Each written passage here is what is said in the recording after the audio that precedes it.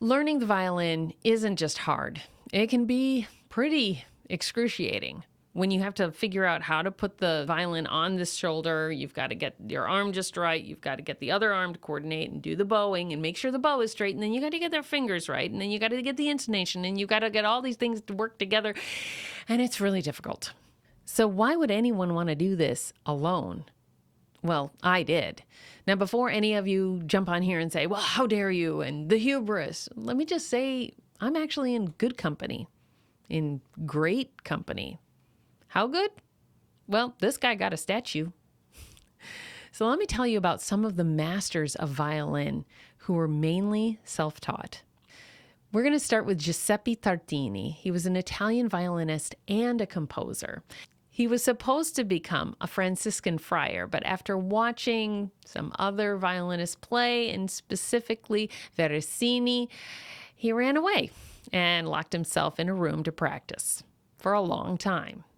He created the Paduan School of Violin Playing. Yes, Paduan. And he's credited for the discovery of sum and difference tones. If you're a violinist, you should know what those are. Next, we have Alexander Jean Boucher, who was quite a character from what I understand.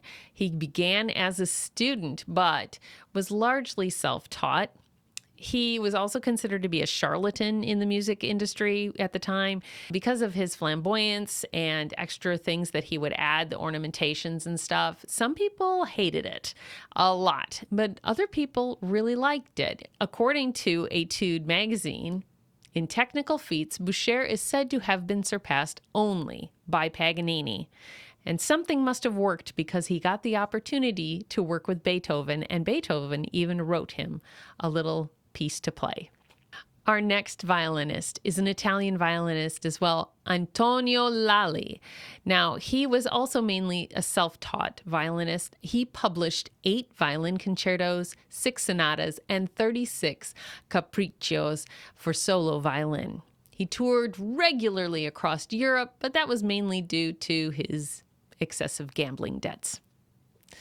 Next, we have Ole Bull, a Scandinavian violinist. Now, he has a lot written about him. Ole had a few teachers, but he was mainly self-taught. He didn't enjoy systemic training like they taught in the conservatories. I can attest to how much I hate that. And at 21, he heard Paganini, and without a teacher, he sought to emulate him. Well, it must have worked because he is now referred to as the Paganini of the North. Last, we have Camillo Savori. He was an Italian violinist, and he began learning instinctually by listening to his sisters play, and he just picked it up. Now, he actually did become a pupil of Paganini's, and he's noted for his impeccable technique, agility, and musicianship. Now, these are not the only violinists who took the road less traveled into self-guided mastery. So if you're interested, I've put the links in the descriptions for you to look into this subset of music history. But if you're interested in learning violin, listen, all it takes is for you to be up to the challenge, love the instrument, and just have the will and self-discipline to do it. So you can, and there's a lot of violin teaching YouTube channels, and they start all the way from beginner to more advanced techniques.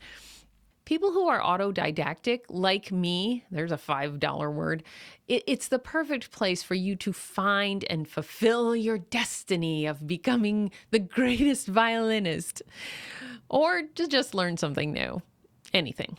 Listen, go ahead and click this video about why I tortured myself for 90 days live so we can keep going and encourage each other on this journey. Thanks so much for watching.